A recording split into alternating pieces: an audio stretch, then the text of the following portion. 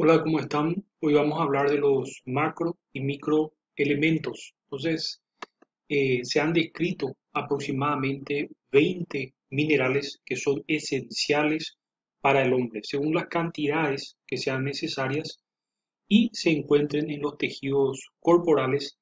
Se distinguen tres grupos de estos minerales. Entonces, los minerales pueden ser el calcio, el potasio, el hierro, el zinc, el sodio, el magnesio. Se encuentran los microelementos, los microminerales o elementos traza, se encuentran en pequeñas cantidades, entonces en muy pequeñas cantidades. Estos pueden ser, por ejemplo, el hierro, el zinc, yodo, selenio, flúor, magnesio, cromo, cobre, molibdeno. Entonces son microminerales o elementos traza. ¿Por qué? Porque se encuentran en muy pequeñas cantidades en los organismos o en el organismo del hombre. Los ultratraza, entonces la distinción en estos grupos no implica una mayor o menor importancia nutricional. Todos son igualmente necesarios, pero si la concentración necesaria, la concentración para ejercer ese efecto deseado es menor. Pero desde luego que la reducción por debajo de esos niveles causa o tiene consecuencias graves para el organismo. Los minerales no son destruidos, no pueden ser, no son alterados por el calor, el oxígeno, al igual que las vitaminas, pero sí pueden perderse por lixiviación cuando se lavan los alimentos. Eso es la diferencia con respecto a las vitaminas, que las elevadas temperaturas, que la acción del oxígeno, que ciertas sustancias pueden disminuir su concentración y afectar de esta manera su valor nutricional. Algunos minerales como el potasio pasan fácilmente a la sangre y circulan libremente y después el potasio se puede eliminar por los riñones porque son bastante pequeños. Existe una reabsorción, pero eso depende mucho del equilibrio hidroelectrolítico del organismo o de los organismos vivos. Otros como el calcio, por ejemplo, para transportarse entonces y ser absorbidos, necesitan ligarse con ciertas proteínas. Igual que las vitaminas liposolubles, los minerales que se consumen en exceso pueden ser tóxicos. Entonces la biodisponibilidad, es decir, la medida en que un nutriente es absorbido y utilizado, es variable y depende de muchos factores. Entonces, por ejemplo, hay alimentos que contienen sustancias que son capaces de unirse a algunos minerales complejos, entonces que el organismo puede absorber y eso puede reducir su biodisponibilidad. Entonces, por ejemplo, los fitatos, los oxalatos generalmente pueden acomplejarse, por ejemplo, con los iones, el calcio, hierro, y eso hace que si se consumen alimentos que contienen hierro en conjunto con los fitatos, entonces eso hace que su valor nutritivo vaya disminuyendo. Entonces, estas sustancias, como por ejemplo el ácido fítico, se le conoce también como antinutriente. Entonces, porque disminuye la concentración, disminuye la biodisponibilidad de los nutrientes y eso acompleja y pasa y es eliminado a través de las heces. Los minerales, como las vitaminas, no suministran energía, pero sí son importantes en muchos procesos metabólicos. Entonces, tienen una función reguladora plástica al formar parte de la estructura de muchos tejidos. Por ejemplo, el caso del calcio en el hueso. Entonces, de esa manera son constituyentes de los huesos, del diente. Entonces, el calcio, el fósforo, el magnesio. Entonces, y controlan la composición de líquidos extracelulares e intracelulares, principalmente el sodio, el magnesio, el sodio y el potasio, perdón, y también el cloro, que es muy importante, ¿verdad? Y forman parte entonces de las enzimas de proteínas que intervienen en el metabolismo, ¿verdad? las necesarias para la utilización y la de energía, como el hierro, el zinc y el fósforo, que son muy importantes a la hora de producir energía porque nosotros sabemos que la adenosina trifosfato, por ejemplo, contiene también fósforo. Entonces, el fósforo es fundamental para la producción de energía, así como el hierro porque ayuda al transporte de oxígeno hasta las mitocondrias, hasta las células y después un transporte intracelular mediado por otros transportadores, entonces como las mioglobinas. El calcio, que es uno de los más abundantes en el organismo, forma parte de la estructura de los huesos, de los dientes. Entonces, de esa manera, el calcio es muy importante y eso sirve como reserva. Los huesos sirven como reserva para mantener los niveles de calcio en sangre. Es el mineral más abundante en el organismo y forma parte de los huesos y los dientes. Contiene 99,9% de todo el calcio del cuerpo. El calcio hay que destacar su importancia en el papel del crecimiento y formación de los tejidos durante los primeros años de vida. Es por eso que las mujeres embarazadas, por ejemplo, necesitan una buena cantidad de calcio porque si la dieta no suministra la cantidad adecuada de calcio, entonces el cuerpo de la mujer embarazada va degradando los huesos para obtener calcio para el feto en desarrollo. Entonces, eso hace que se debilite en los huesos, que se debilite los dientes, entonces de las mujeres que están embarazadas. Si no suministra, por supuesto, una cantidad adecuada a partir de la dieta. La vitamina D, la vitamina, el sol, por ejemplo, entonces son muy importantes para la absorción efectiva de calcio. Entonces la exposición al sol para convertir el colecalciferol en dihidrocolecalciferol en su forma activa. También interviene en la contracción muscular, la función inmunitaria, la relajación muscular, la función nerviosa y la regulación de la permeabilidad de las membranas, de la presión arterial y la coagulación sanguínea. Entonces esas son otras funciones en donde participa el calcio. Entonces, para evitar su deficiencia, entonces eh, se recomienda que la dieta aporte alrededor de 800 a 1500 miligramos de calcio por día. Entonces, esa es la ingesta diaria recomendada de calcio. Las principales fuentes de calcio en la dieta, por supuesto, son las leches y sus derivados, ¿verdad? Los pescados pequeños, sardinas. Entonces, de esa manera, las hortalizas, algunos frutos secos, leguminosas, de esa manera entonces son ricos en calcio. El exceso de calcio durante un tiempo prolongado puede producir estreñimiento, puede aumentar la formación de cálculos renales, entonces, e interferir en la absorción de otros minerales como por ejemplo el hierro y también el zinc. Las ingestas altas pueden producirse a través de consumo de suplementos. Entonces, cuando se puede producir también un exceso y eso puede calcificar los glomérulos renales. Entonces, hay que tener en cuenta también con el exceso, hay que tener en cuenta el exceso también de calcio. El fósforo es el segundo más abundante en el organismo y 85% se encuentra combinado con el calcio en huesos y dientes, interviniendo en su adecuada mineralización. Entonces lo sabemos que eh, forma parte de la estructura del ácido desoxirribonucleico y también del ácido ribonucleico. Los fosfolípidos ayudan a transportar otros lípidos en la sangre porque tienen una acción emulsificante. Las fosfoproteínas, como la caseína de la leche, por ejemplo, que juega un papel muy importante en la emulsión, en la estabilidad de la emulsión de la leche, es necesario para la activación de enzimas, vitaminas del grupo B y participa en el metabolismo energético. Entonces, la estructura del ADN, la estructura del ARN, contienen, como sabemos, grupos fosfato. Entonces, cumple un papel estructural muy importante, de ahí su importancia en la dieta.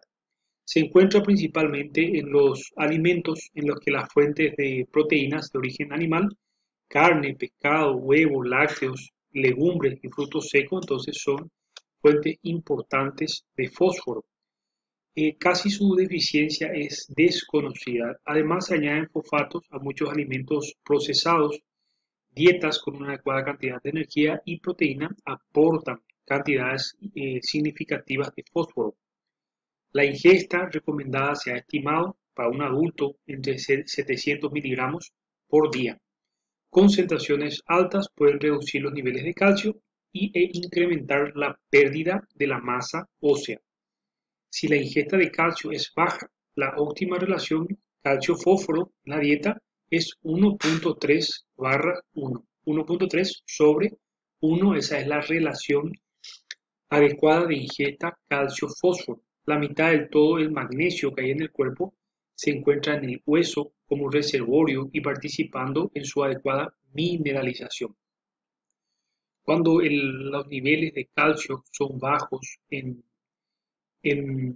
la sangre, por ejemplo, entonces se empiezan a activar unas células en el hueso que se llaman osteoclastos. Entonces esos osteoclastos lo que hacen es degradar el hueso y liberan calcio a la sangre. De esa manera se va manteniendo entonces los niveles de calcio en sangre y debilitando, por supuesto, como consecuencia el hueso. Y en su defecto, si hay un exceso de calcio, empiezan a actuar los osteoblastos y estos osteoblastos lo que hacen es formar hueso. Si los niveles de calcio son adecuados, ocurre esta situación. Entonces, y a la inversa, si son inadecuados, pues por supuesto actúan los osteoclastos. El magnesio participa junto con el calcio en la contracción muscular y en la coagulación de la sangre. El calcio promueve estos procesos y el magnesio los inhibe. Interviene en el metabolismo de los hidratos de carbono, en la transmisión del impulso nervioso y en el adecuado funcionamiento del sistema inmunitario. También el magnesio ayuda a prevenir las caries dentales. O sea, de esa manera, el magnesio está distribuido en los alimentos, especialmente en aquellos de origen vegetal, leguminosas, frutos secos, moluscos, crustáceos, patatas, verduras. El consumo de aguas duras, que son aguas que tienen una elevada concentración de calcio y de fósforo, entonces, perdón, de calcio y magnesio, puede contribuir también a la ingesta de magnesio. Entonces, de esa manera, es diferente la concentración o la dureza del agua en diferentes aguas de diferentes orígenes, ¿verdad? Entonces, la composición del agua es diferente en base a la locación geográfica en la que se encuentra el individuo, ¿verdad? Entonces, por ejemplo, Francia tiene la dureza del agua es muy alta. El caso de Paraguay, por ejemplo, tenemos aguas blandas. Entonces, de esa manera, esa agua también puede contribuir al aporte nutricional, al aporte de magnesio. El magnesio en España, la dieta, aporta 309 miligramos por día, 103% de las ingestas recomendadas, la mayor parte proceden de cereales, verduras, lácteos, frutos secos, carnes y leguminosas que contienen magnesio. Entonces, de esa manera, el hierro, la mayor parte del hierro del organismo se encuentra formando parte de proteínas. Tenemos dos proteínas transportadoras de oxígeno, que son la hemoglobina y también la mioglobina. Entonces, la hemoglobina es la que se encuentra en los glóbulos rojos, en los eritrocitos, y la mioglobina transporta el oxígeno a nivel intracelular. Entonces, estos contienen un grupo prostético, un grupo hemo, que se adhiere, contiene hierro y que eso se adhiere al oxígeno y ayuda a transportarlo en la sangre hasta los pulmones donde se van, hasta los tejidos donde se van liberando. El hierro puede existir en estados diferentes de oxidación.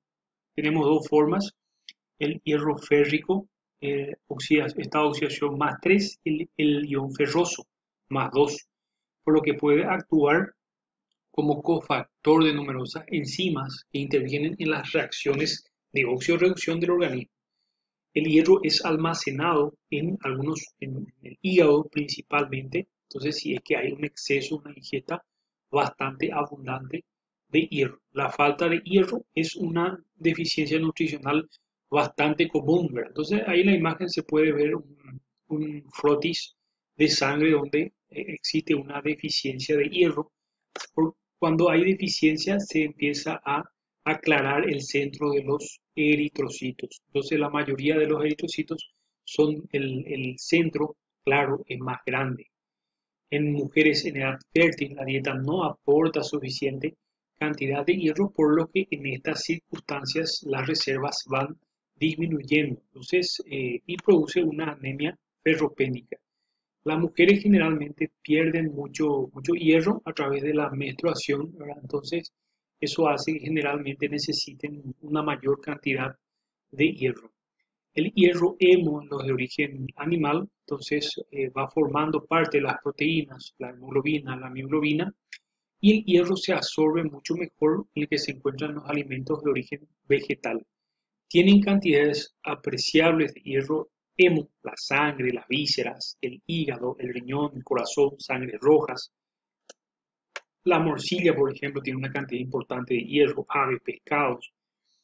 El 40% del hierro, la mayoría de los alimentos, es hierro hemo. Entonces están con este grupo adherido a este grupo químico hemo que se puede observar en la imagen, ¿verdad? Entonces, de esa manera, el, el hierro no hemo en los alimentos de origen vegetal, principalmente en leguminosas y frutos secos y algunas verduras. El hierro vegetal se absorbe en muy pequeñas cantidades. Como una medida, como una media, el 10% del hierro que diariamente ingiere una persona es hierro hemo, del que se absorbe más de un 20%, por ello se recomienda que al menos un 25% del hierro sea hemo. Entonces, por el contrario, solo un 2 al 20% del hierro no hemo es absorbido dependiendo de las reservas de hierro y de otros factores dietéticos. Por ejemplo, la vitamina C consumida favorece la absorción de hierro no hemo en los alimentos de origen vegetal. Entonces, el hierro, el contenido medio de la dieta en España es de 14,2 miligramos día.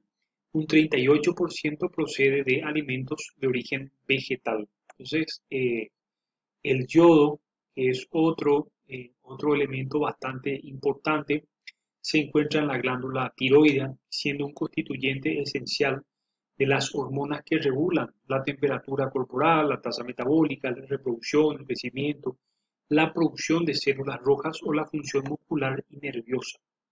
Su deficiencia todavía es frecuente en algunos grupos de población, determina la hipertrofia de la glándula tiroides, o sea, el famoso bocio, que en guaraní se le conoce como yuay con el nombre de y puede alterar el desarrollo fetal. Entonces, estas son las características del hipertiroidismo y las características también otra condición que es el hipotiroidismo. Entonces, de esa manera, dentro de lo que son las deficiencias de yodo, entonces existen una gama de alteraciones que se pueden dar y las fuentes dietéticas más importantes son los pescados y mariscos. El contenido en otros alimentos es muy variable y depende de la concentración de este elemento en el suelo y en las dietas de los animales de procedencia.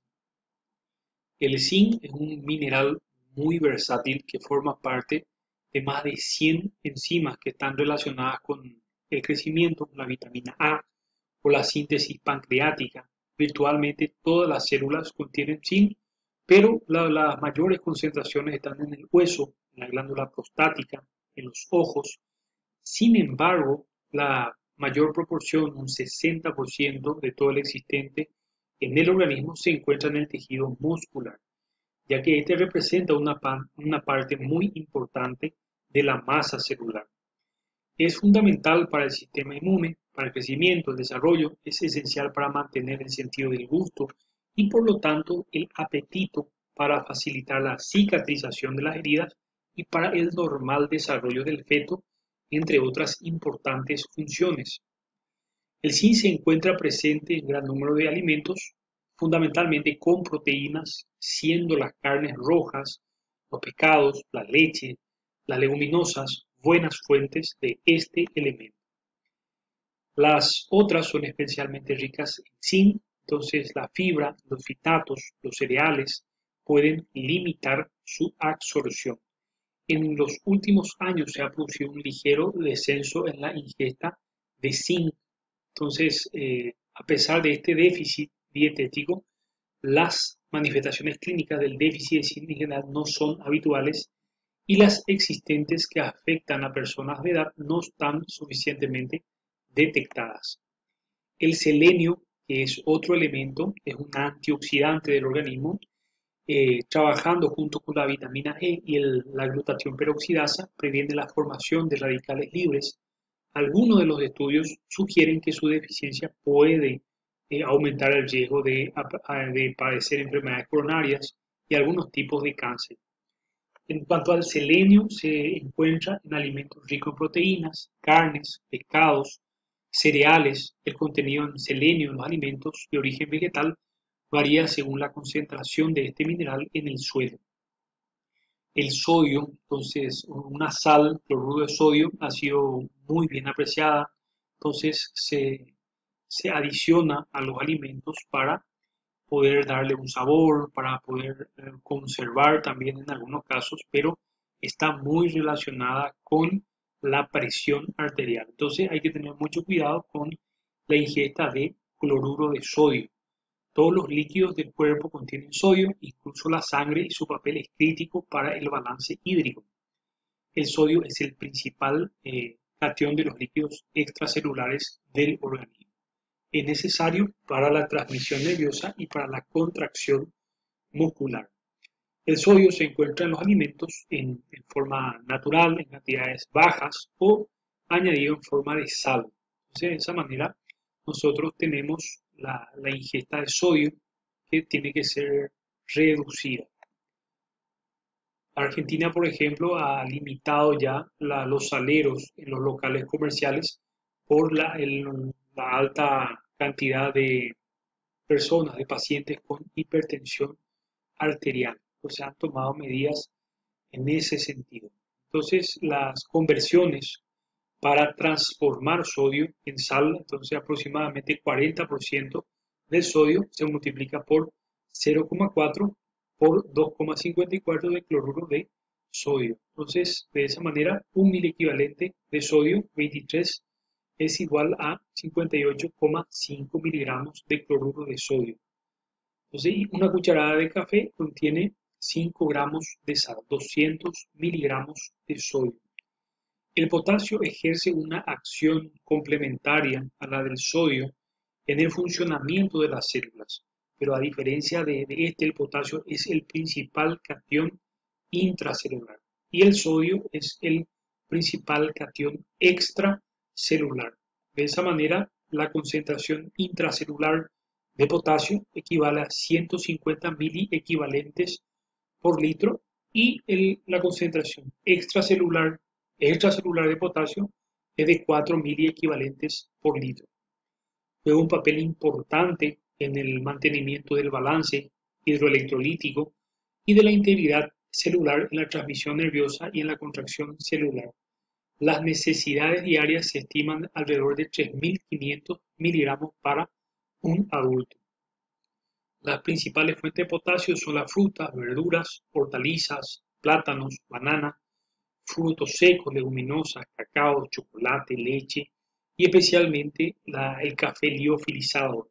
Entonces las dietas con bajo contenido de potasio pueden aumentar la presión arterial. Entonces la ingesta media de potasio en la población española es de 3,5 gramos y procede principalmente de verduras, frutas y también de lácteos, frutas y carnes.